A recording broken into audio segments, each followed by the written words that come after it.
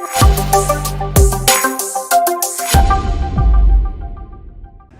y'all, it's your favorite trainer with a belt buckle. About to take an intern through a workout. It's part of the benefit of coming through the internship. At the end of the 2-month internship, you get trained by one of the instructors.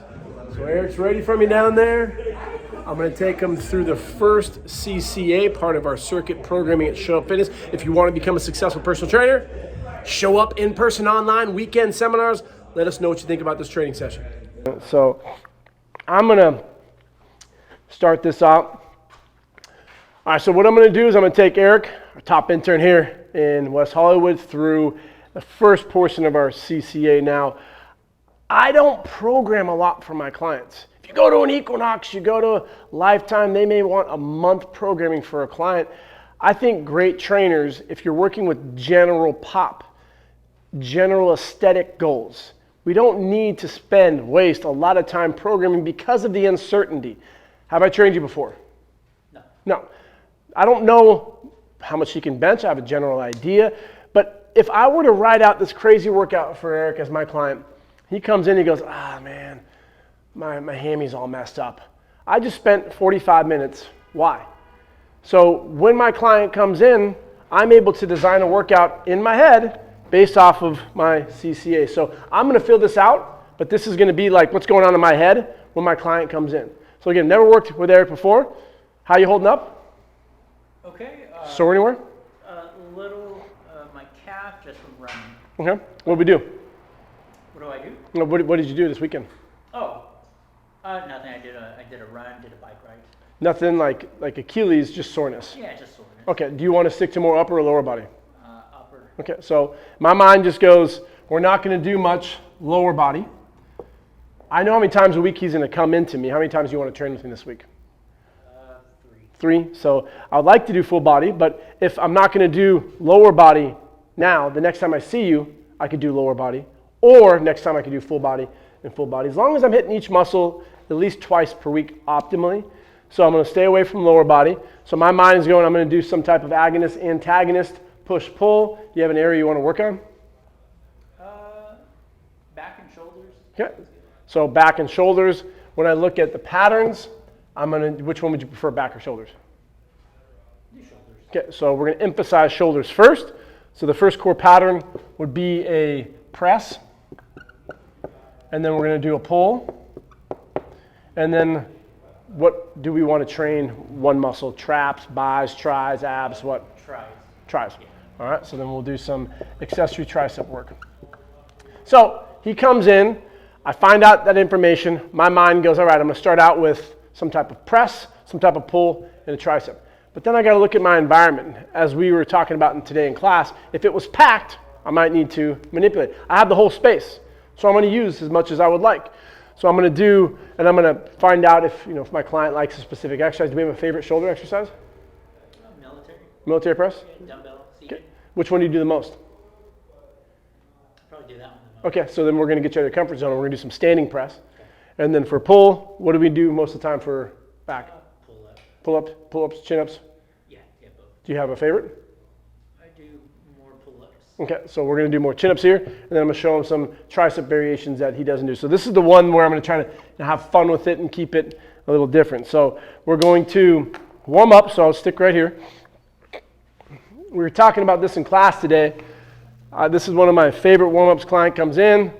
I'm going to do the warm-up with them. So hold this. All right, so we're going to do some pulls facing me. So we'll do it at the same time.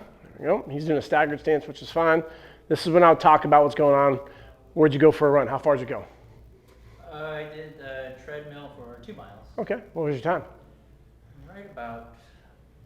Right over 17. I'm about 17:04. Switch. All right. You have a goal on that? 16:59. Okay. That's it. Okay. Get under 8.5 minutes? Yeah. Oh, nice. A couple more. All right, we're going to go back to back. So keep it in your, there you go.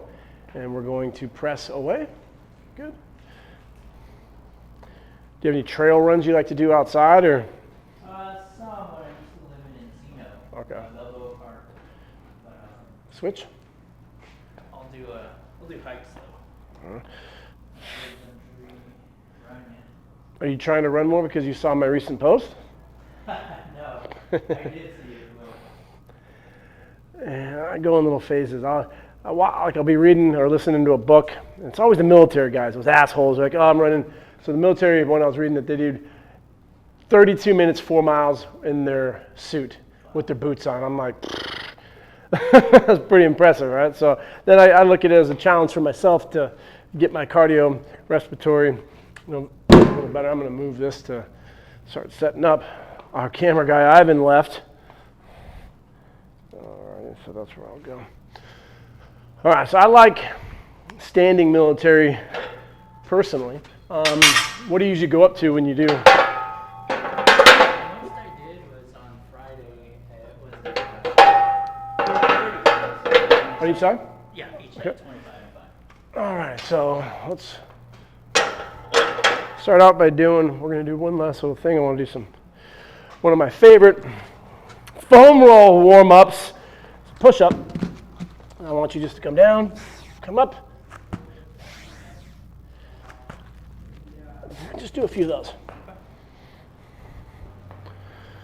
Just have one arm that you'll, and then pause there, and then move out the right hand. So it's like you roll it out a little bit. There you go. That's right. See if you can do it without coming to your knees. There you go. And go out a little further. See if you can do it without coming to your knee as a break. That's it. Good. One more. Good. See if you can go a little further. There you go. Nice. Good. One more. And nice. Good job. So I just like doing stuff on the foam roller. Increases instability, which will fire up those muscles of which we're about to move some weight. So let's check out and see how you do with, I'll just throw this one up. I got this other one in here. It's all right. So let's see how we look with a 10 on each side. Let's do 12 of these, a little warm up. Normally we'd have some music rocking out, but YouTube will cancel us for the copyright, so we'll pretend like we got some music on. Let's go wider in our feet, ass tight, because when we squeeze our ass, it's going to prevent that anterior tilt. Good. 12 of these.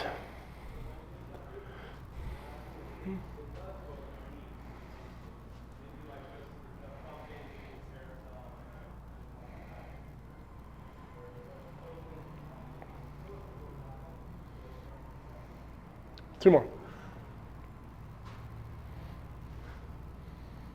That's good. Rack it up. Well, we're going to do some row variations here. We're not going to do, my mind is thinking right now, I'm not going to do pulls. We'll do those in our second circuit. So I want you to go here more, go nice and wide. So it's more like a stable, unstable, getting your core engaged for a row. We'll get 10 per side.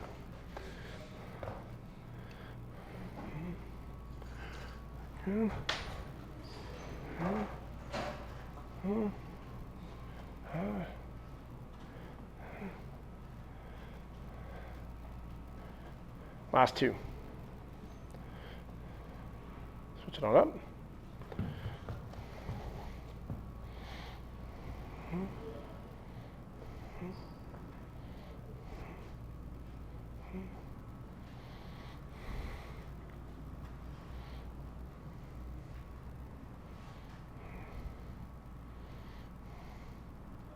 Good. How's that? Pretty light? Good. I'll go a little heavier. Okay. And then for our tricep exercise, what I'm going to do here is I'm going to throw a curveball at you and give you something you've probably never done before, just to make it kind of fun, Instagram worthy. So what are our top 3 exercises we typically do for triceps? Tricep push down, close grip bench, and overhead. Okay, good. So what I want you to do is, I was going to do my dips, but I have to move the bar and I'm being lazy. So you're going to be on your back, feet that way. This laying this way? Yep. So we're going to do hold these. Arms going to go straight up. We're just going to be bending the elbows and they're going to come right to our shoulder. There you go. You've probably done a variation of these before, right? Yeah. So, but now we're going to make them more challenging. I want you to put your feet straight out. We're supporting our low back, and let's do that now. Have we done these before? No. Good. Now my mind goes check mark, something new, something fun. And again, this is, we're not going to set a PR like a 1 rep over here. This is how my brain's thinking right now. This would I'd prefer to be a bicep right now, just because I'd want to go a little heavier with that, but it's not the end of the world. And then I'll have a little fun with it. Hold the top, resist against me right there. Resist, resist, resist, resist, resist, resist, resist, resist, resist. Do 3 more. Go. 1 and 2. Come on, come on, come on, come on, come on. Nice and good. Hold it right there, hold it right there. I'm going to take this one. And got it. Good. All right, round 1. How'd that feel? Good. Hmm? That last one was Yeah, a little different. Now you can throw that in your tricep exercises for your clients. I always think, like, when I train bros a compliment, I want to figure out with those accessories how I can get that little pump in an area. And if most guys and girls want nice abs, so you show them an exercise where they're working the tris like you said you wanted to, but then show them something new. They're thinking, oh, that's pretty creative. And that's how I get my clients thinking that he knows that this is what's going to get him in the best shape, going heavy here. But this is what's fun. So those trainers that say, oh, it should be boring, I'll push back a little bit. But yeah, I think we can have fun within reason. I'll talk to him, learn about what's going on and how's that drive, traffic, everything. So when you're ready to go, let's get round 2. How many think you can get? shoot for 10. Okay.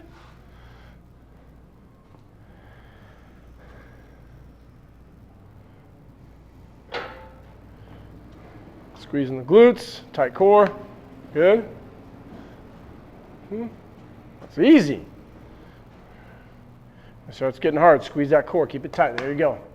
Nicely done. Halfway. We got 5 more. Come on, Eric. 1. Strong, strong, strong. 2. Nice.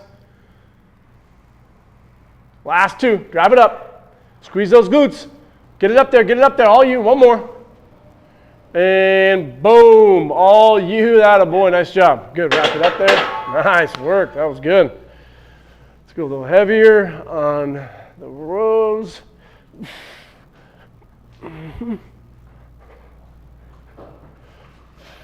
Yeah, anytime you need to grab water. I usually ask if they want water at the end, but if he wants to grab it, obviously there's no, you're fine. You do it whenever you want to. I challenge myself like that too. So What's that? kind of like if I want water before like if I'm thirsty before a heavy press, like a bench, I'll say my reward after Oh, I cool. do it. I like that. Yeah. I like that. So let's get this row again.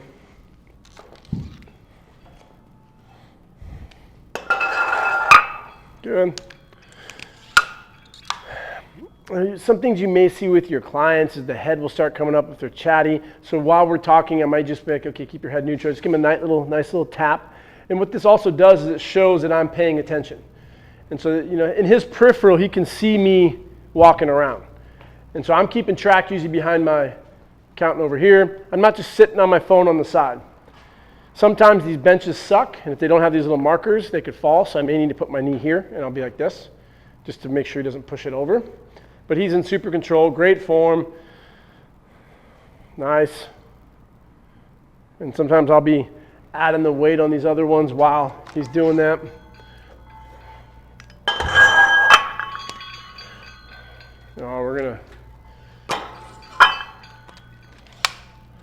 Let's see if we can blow out your back. That's my goal. Just joking. All right, so triceps, we did 20s. Let's get back here. Let's do another one. Now let's incorporate some flutter kicks. So while we're doing this, we'll get little flutters. So I nerd out on my clients. I'll tell them what's happening. That's just how I am. So I'll say, this is working your hip flexors. I'll tell them what muscles it are. A lot of times they could give a rat's ass, but I'll just educate them. Good form there. But he's a smart guy, so he knows the action of his hips. So what's the main muscle that you're hitting with the lower body on these, Eric? The main muscle? Yeah. This would be the quads. Why would it not be the quads? Why would it not be? Because the quads work at the knee. Are you moving your knees? Yes. Are you? Oh, no. You're moving your hips. Flexing. Yeah, there you go. Hips. So it's your main flexor. What's your main flexor of the hip? One of the quad muscles. The rectus femoris. Attaboy, good. 2 more. 1. And hold at the top. 20 more flutters. 20 more. 1, 2, 3, 4, 5, 6, 7. Don't let me push in. 8, 9, 10. Last one. 1, 2, 3, 4, 5, 6, 7, 8, 9. I got it. Good. Little things, notice how I say got it, good. That's me communicating with him because the weights are above his face. The last thing I want to drop the weights on his face. So we said the max that you did earlier was what? So 25 and 5. Okay, so that would be 105. What do we have here?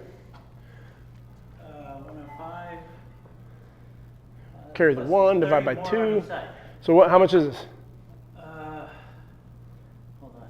Come on, just do the simple math. We got 25 plus 2 tens at the plate. 45. 135. 135. So I want to teach you heavy eccentrics. You don't see a lot of people doing these. One of the best ways to improve your pull-ups, push-ups, is to do more than you're capable of. Client can't do a pull-up, get him up there, come down slow. So I'm going to teach him a push-jerk variation to focus on the eccentric control. And then we'll drop it to 115 just to have him get some work on in the back end. So what it's going to look like is I would demonstrate it as well. We get under here. You're going to use a bounce. Big deep breath in. Come down super, super, super slow. Breathe. Hold. Come down super, super, super, super slow. We're just going to do 2 or 3 of those. All right? The same weight here? Yeah, that's life for you. He moved the 115 is super easy, so this is not going to be hard. How many? Let's try just 2 or 3.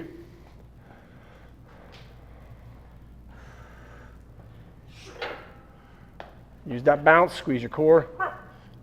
Good. Come down super, super slow. Use more of a bounce though. Get that bounce in there. Boom. Good. Nice. Super slow. 1 more. Get that bounce. Nicely done there. Come on. Super slow, super slow, super slow. And good. Rack it up. Nicely done. How'd that feel? Good. Huh? Tough.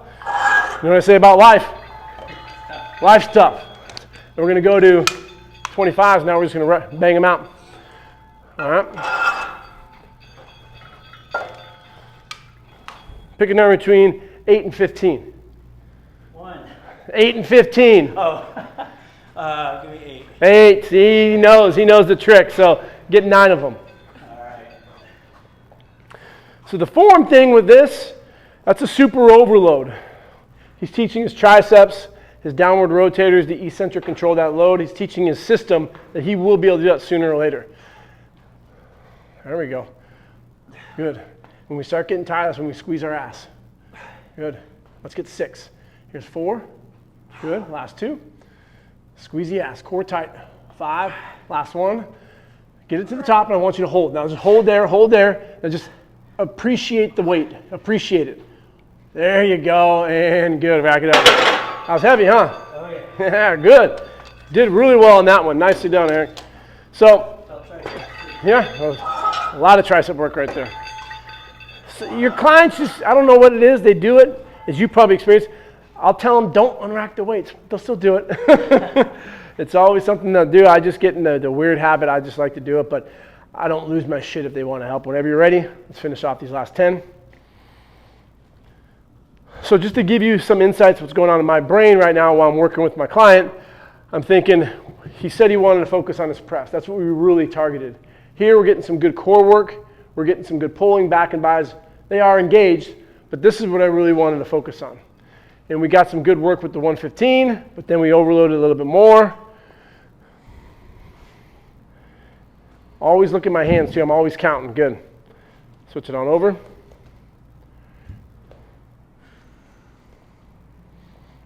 So I could do this same workout with him next week, change up the acute variables, the load, have him do this same exercise and just do it pronated. And that's different. Instead of doing the same tricep exercise, we could do biceps instead. I can take the same CCA, change small little things, and in your client's minds, it's completely different. A neutral row versus a pronated row Totally different. So that's where we need to train more. Oh, you're fine, you're fine. Train more so you understand the value of those small changes. We have this weird complex, like my clients are gonna get bored, they want new stuff.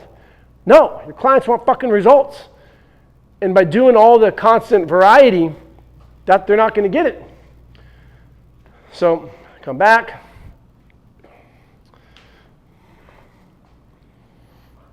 Legs out. Good.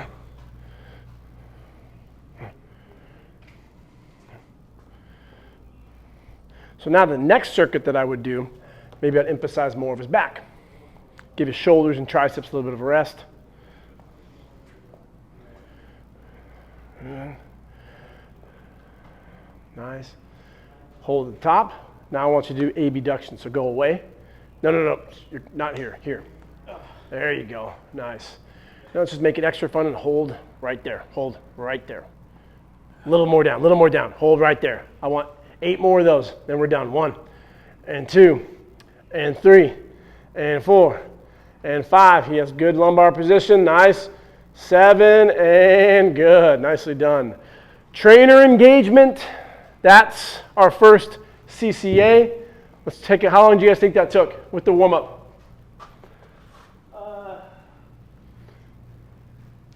17 minutes. 21, I was talking though. I was kind of talking to the camera. So if you look at that first 20 with the warm-up, next one will probably be about 15. So we're at 35 or so. Do your third one, right around 50. So then I asked my client, how we feel today? He's like, you know what? I slept like shit. I'm just not really feeling it. Maybe we'll do some rubbing our ears and him and Han. That's fine. We'll do some parasympathetic stuff. I'll have him lie on his back. We'll work on some breathing. If he's like, dude, I want to take some stuff on it. We'll do some Metcons. We'll do something on the bike. We'll do some sprints. He's been running, so maybe we'll run around the block if his calves are a little loosed up. Have some fun with that. I can kind of set the pace for him. So again, it's nice because CCA, 20 minutes. 15, the next one, 50 minutes. Then you have a 10-minute little cool down. And so now what we're going to do with the class, we're going to have